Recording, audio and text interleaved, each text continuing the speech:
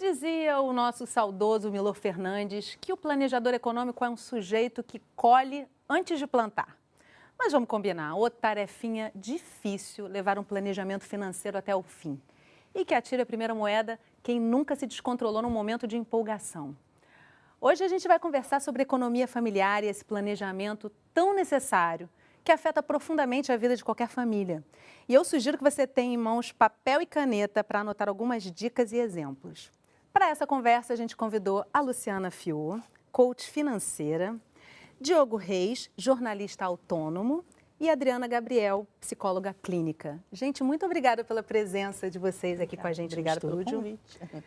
Adriana, você é psicóloga clínica e que trabalha com uma área ampla, entendendo o indivíduo como um todo.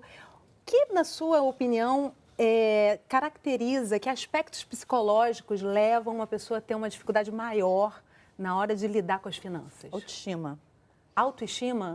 Porque muitas vezes a gente vive numa sociedade que valoriza muito o consumo. Então, algumas pessoas precisam ter para ser. Quando a sua autoestima não está muito bem sólida, você fica muito movido pelo olhar do outro, a opinião do outro, o que o outro vai pensar de mim, o que vai achar, como me apresento, onde eu moro, o carro que eu tenho, como eu visto. Então, isso, na verdade, a gente percebe o consumo muito como uma função psíquica, né? E acontece, às vezes, muito compensatória. Você quer uma frase que as pessoas surfam e vão embora nessa frase? Eu mereço. Ah, trabalhei tanto, estou tão cansada, eu mereço. O Diogo já está rindo mês... aqui. Não, mas em cima do eu mereço, né? As pessoas vão embora. Agora, a gente vai voltar para esse aspecto, só para a gente trazer o pessoal todo aqui para a conversa. Luciana, você hoje dá palestras sobre planejamento financeiro, mas não foi sempre assim, né? Você já passou por essa dificuldade também. Como é que foi mudar de um ponto a outro, né? Da dificuldade ao ensinamento para o próximo com a sua experiência? Essa mudança, criar esse trabalho para mim veio um pouco dessa minha história, dessa minha trajetória. Ter percebido o quão difícil era fazer isso sozinha, provocar uma mudança na sua vida financeira sozinha, sem ajuda. Tem muita informação, às vezes a gente vê algumas informações que parecem tão claras, gaste menos do que você ganha, ou anote seus gastos, e aquilo de alguma maneira não funciona para a gente. Então eu comecei a perceber que tinha alguns segredinhos ali, e eu fiquei com vontade de contar esses segredinhos para as pessoas e decidi então trabalhar com isso. Então, eu fiz uma mudança na minha vida, eu comecei a ajudar as pessoas que estavam próximas, percebi que isso dava resultado, eu falei, opa, peraí, então... E deve ter procura, né? Porque tem sempre gente precisando desse apoio, né? Tem, bastante, bastante. Diogo, você é autônomo, consegue manter o planejamento lá rigorosamente? Rigor, eu acho uma palavra um pouco forte, assim, mas a autonomia tem me satisfeito bastante. Porque acho que o prazer, né, a realização profissional, ela vem de uma maneira mais intensa, mais completa. E toda a liberdade que a gente tem, né, essa autonomia mesmo que a gente tem que vir acompanhada de muita disciplina, papel e caneta mesmo, e muita consciência. Para você conseguir, para você não se enrolar, assim. Mas como é que planeja a finança, gente, quando você não sabe exatamente como você vai estar financeiramente no mês seguinte ou quanto você vai ganhar? É possível isso? Eu acho que é. Eu acho que a consciência ajuda muito nisso. Você criar metas, né? Você tem que ter suas grandes metas, suas pequenas metas, alguns prazinhos a cumprir. Você tem que tomar conta, né? Quando você se torna o seu patrão, você tem que fazer o papel chato do patrão também, né? Não é só ter o horário flexível e a coisa boa que geralmente quem é funcionário inveja do patrão, né? Você tem que quando fazer entrar uma mais, dá uma juntar ali um pouquinho, né, gente? Tem que fazer a parte chata, né? E de alguma maneira a gente sabe quanto vai ganhar, né? Às vezes eu pergunto para os meus clientes assim, você acha que vai ganhar 5 mil? Não, 5 mil não. 4? Não, 4 não. E 1.000? 1.000 com certeza. Então, de alguma maneira, a gente tem um balizador. Então, considerar isso como a referência. Se for menos, o imprevisto é pequeno. Se for mais, muito bom. Mas tem uma referência, mesmo quando a gente é autônomo, não tem? Eu também vivo isso, né, no consultório. A clínica ela é sazonal. Por quê? Épocas tipo festa, Natal, férias, paciente também tem sua vida. Né? Né? Ninguém tem mais problema. Até 15 de dezembro as pessoas... Todo mundo com 13º e agora eu mereço. E nós não, né, psicologia clínica. Exatamente. Então, assim, mas até 15 de dezembro a gente ainda consegue manter uma clínica estável, né? Da partir daí, é muita festa de fim de ano, muito almoço, viagens, férias, janeiro, julho também. Então, a gente tem uma clínica mais previsível, assim, entre março e junho, e depois entre agosto e até início de dezembro. Então, um dos segredinhos, né? É você ter uma reserva para entre a safra. Você já sabendo que em dezembro geralmente isso acontece, você não pode se organiza um aquele dinheiro de março. Ano, né? Isso, exatamente. Você já aprendeu com a experiência. Claro. Então, se você pegar o que você, em 12 meses, né, os meses de melhor rendimento e menor, e fazer uma média, você mais ou menos vai ter uma noção do que realmente qual é o seu rendimento real. E sempre poder ter eu aprendi também, esses debates são ótimos, a gente aprende muito uns com os outros. Eu fiz um também que eu aprendi com um consultor financeiro, que ele dizia, a primeira conta do mês que você tem que pagar é a sua. Não é interessante? Você recebe condomínio, luz, água, e você não lembra de se pagar. Exatamente. Quando você cria o hábito de você receber o pagamento, você faz uma reserva, não importa, pode ser R$50, R$100, R$1.000, de acordo com a sua possibilidade. Mas crie isso como um hábito. Se pague primeiro, depois, a partir daí, eu vou organizar para a diferença. Diogo, você já viveu aquele eu mereço, que a Adriana citou ali? Com certeza. Eu mereço básico na sua vida, assim? Eu acho que o mereço básico é diversão mesmo, porque acho que todo mundo merece a diversão, só que ela também tem que ser controlada. É aí que eu falo que entra a parte da consciência, entendeu? Se eu sei que, se eu mereço, realmente, se eu estou merecendo extrapolar um pouquinho, eu tenho que estar preparado para encurtar, igual cobertor curto, né? Então, eu tenho que preparar, se eu puxei para cá, eu tenho que preparar para sentir frio no pé ali na frente.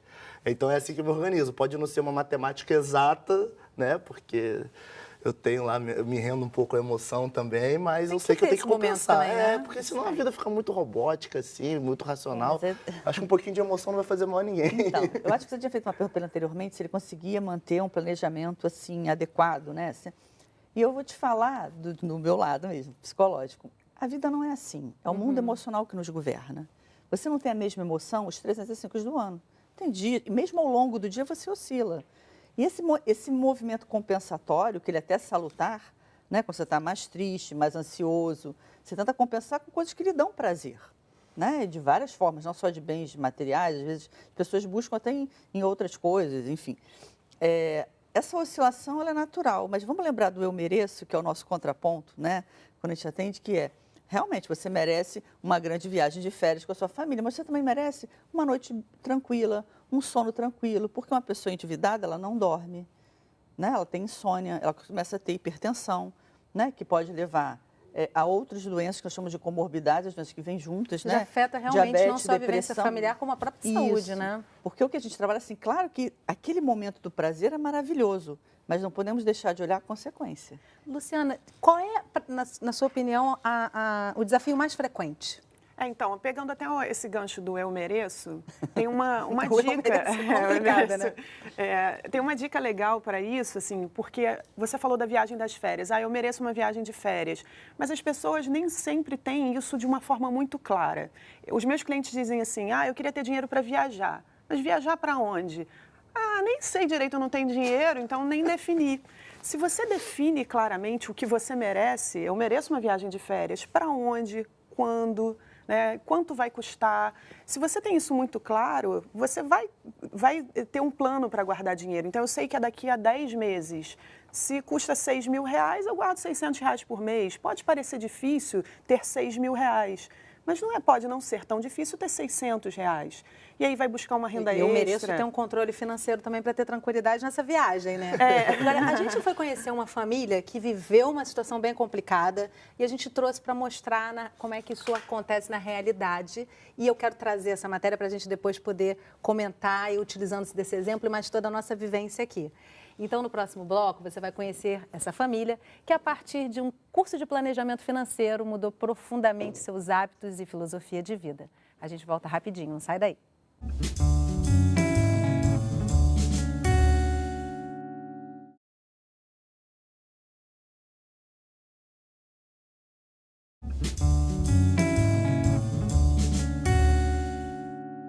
Estamos de volta conversando sobre economia familiar. E agora você vai conhecer o Marlon e a Bianca, que mudaram alguns hábitos na hora de gastar.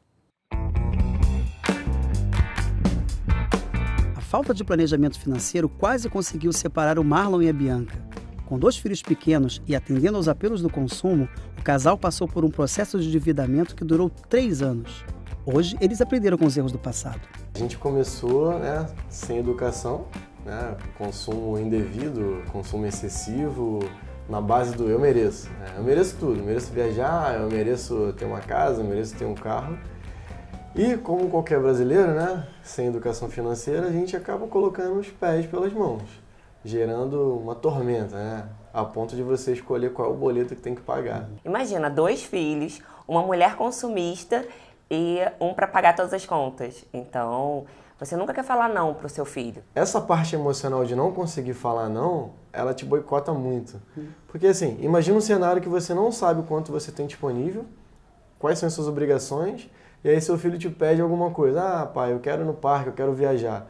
E aí o teu sentimental toca forte, você acha que pode fazer aquilo, mas na verdade não pode, e aí você acaba se comprometendo com mais uma despesa. No final do mês, quando você olha todo esse conjunto de despesas, você fala, meu Deus do céu, e agora? Como é que eu vou conseguir pagar tudo isso? Quantas vezes você para e fala assim, cara, mas o dinheiro já acabou, por que acabou? Acabou porque você comprou um monte de coisa que não deveria, seu armário tá cheio, mas você mesmo assim comprou mais uma blusa. E às vezes as coisas mais simples é que dão um rombo maior no teu orçamento. O que a gente percebeu era, a gente ia sair, eu e ele, sem as crianças, mas nós comprávamos o café, o chocolate e essas pequenas coisas no final do mês era uma despesa bem maior até do que uma conta de telefone. A gente não tinha a menor noção para onde ia o dinheiro. O grande vilão era o cartão de crédito? O cartão de crédito ele começa a ser o inimigo rival, igual a Kryptonita com o Superman.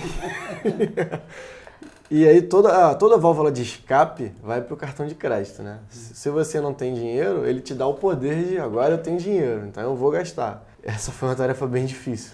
Vocês chegaram a ficar negativados? Sim, é uma sensação horrível, você não consegue dormir direito, você fica estressado, você briga em casa, você não tem cabeça para trabalhar.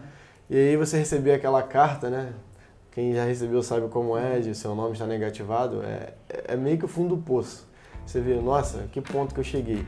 Bianca lembra de um episódio que a fez despertar para a situação que estavam vivendo. Teve um dia que a gente precisava comprar um presente para um amigo próximo, muito próximo do meu filho, e eu olhei para o Marlon e falei, a gente não tem condições de pagar isso.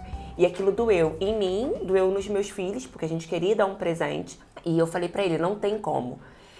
O nosso filho ficou triste, e a gente falou, se a gente continuasse nesse processo, a gente poderia continuar as brigas dentro de casa, porque endividamento, dívida, gera briga com o casal, gera desconforto com seus filhos. E eu falei, ou a gente muda, ou a gente vai acabar se divorciando. A gente sentou, quebrou todos os cartões de crédito, literalmente, renegociamos a dívida, que não foi nada fácil. Cortamos de ir no cinema, ficávamos em casa vendo filme. Ao invés de ligar os 2 ar-condicionados, nosso quarto, o quarto das crianças, todo mundo dormia no mesmo quarto quando estava no calor do Rio de Janeiro. Mas ainda assim não foi suficiente e eles precisaram pedir ajuda externa. Quando a gente identificou que estava no fundo do poço mesmo, que o salário faltava muito para pagar as contas, a gente buscou ajuda na Escola de Educação Financeira aqui do Rio de Janeiro, que é uma escola pública, porque nem dinheiro a gente tinha para poder pagar uma pessoa. A nossa equipe foi conhecer a instituição que é administrada pelo Fundo de Previdência Social do Estado do Rio de Janeiro, a Rio Previdência. No primeiro momento, os casais, quando chegam, percebem que podem juntos aprender um pouquinho mais sobre a gestão das finanças da família. E eu acho que foi isso que eles tiveram nesse primeiro contato com a escola. Um pouco do que eles já esperavam e um pouco do que a escola fala sobre a importância da família estar junto na organização financeira. Quando a gente chegou na escola de educação financeira, a gente fez o primeiro curso, que era como organizar a sua vida familiar pessoal, a gente viu que o básico que a gente não fazia, que era anotar receita e despesa. Quando você anota receita e despesa, esse é o alicerce, é o mais simples, você já consegue ver, poxa, eu estou ganhando X e estou gastando Y, eu não posso fazer isso. O que eu tenho que fazer para mudar isso? E aí foi a hora de colocar em prática o que eles aprenderam.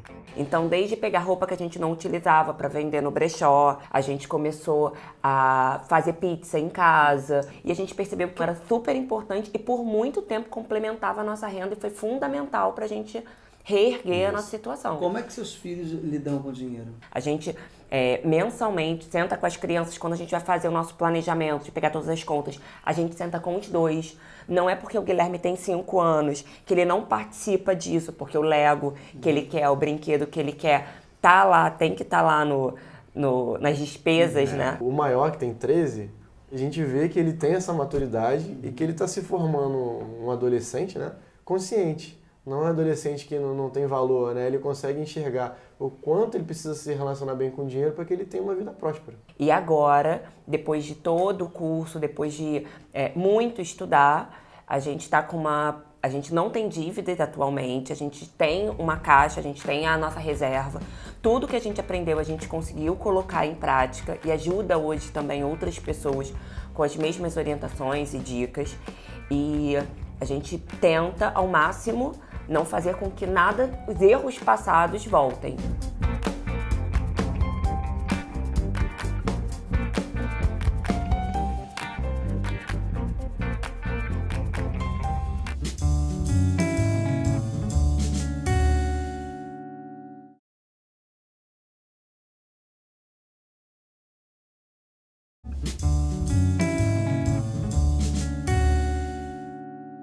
Estamos de volta conversando sobre economia familiar.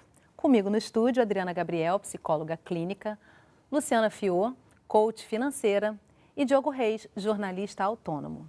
Gente, a matéria traz várias questões, umas aqui a gente até já discutiu no primeiro bloco. Agora, eu queria primeiro falar contigo, Adriana, sobre a escola, né, de educação financeira. Você faz um trabalho lá. O que você percebe em quem busca esse trabalho na escola? São todos com esse mesmo perfil desse casal que a gente viu?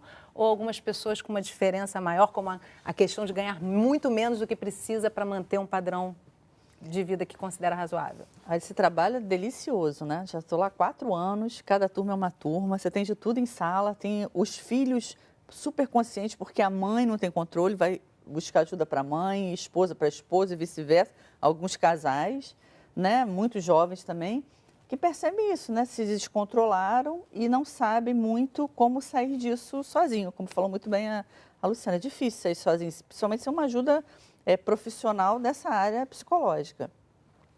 As pessoas buscam poder entender. Eu sempre começo a minha palestra, o título da minha palestra são aspectos psicológicos que favorecem o endividamento. E eu começo perguntando para cada um, até para criar um clima, né, mais gostoso em sala, o que te atraiu, né? Como você viu esse título no site? Por que você se inscreveu? O que te motivou? E aí já começa, né? Cada um já começa a se abrir, aí um aluno já contribui com a história do outro, conta a sua história e fica muito bacana. E as pessoas falam isso também, tem que ter um estranhamento, né? O que está acontecendo comigo? Por que eu estou assim?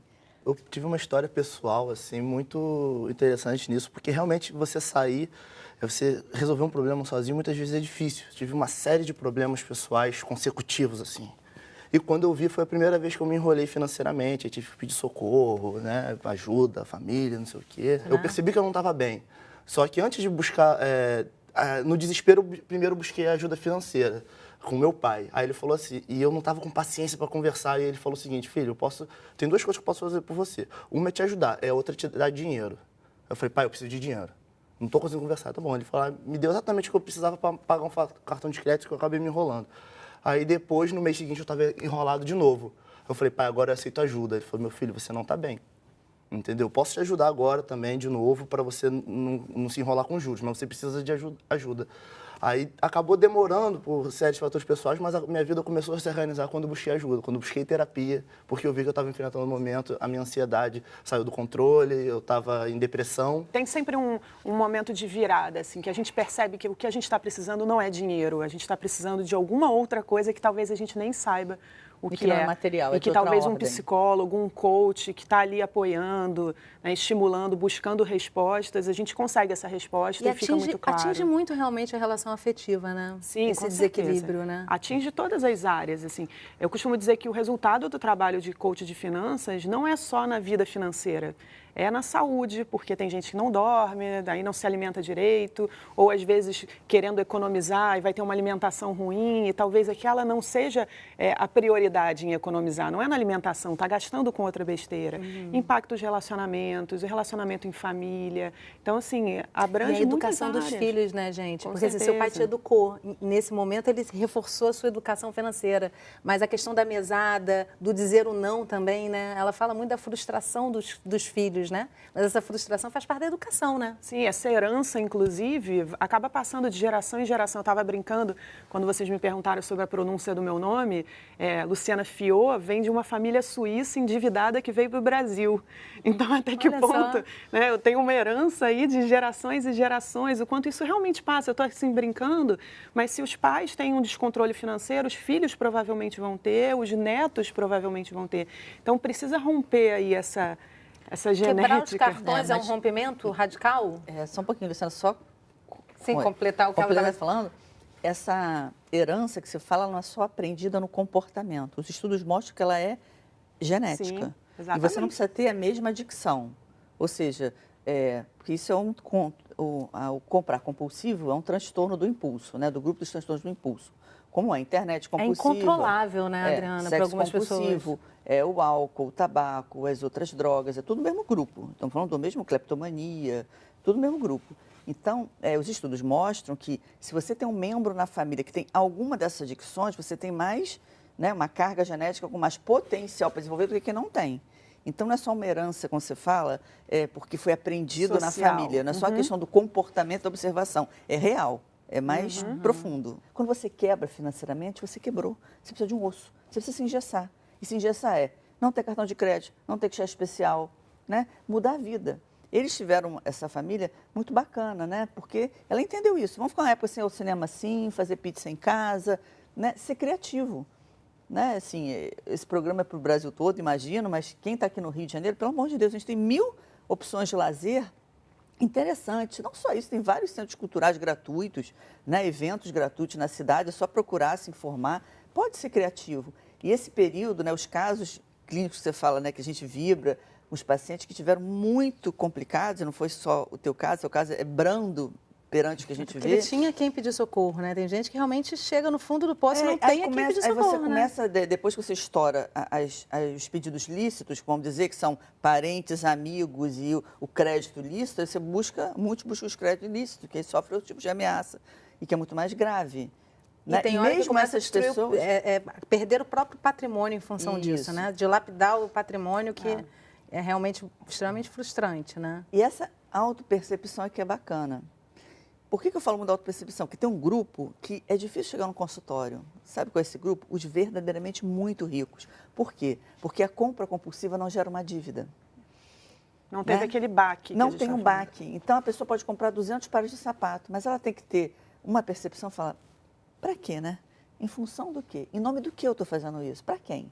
Aí eu acho que a gente volta lá para o começo do programa também, né, Adriana, do que você trouxe com relação a essa sociedade de consumo e da necessidade de você se autoafirmar com o consumo, do status, enfim, que tudo isso leva a toda essa problemática que a gente acaba vendo, que é muito comum, né? E pouca gente fala a respeito, né? Nas redes sociais está todo mundo muito bem, né?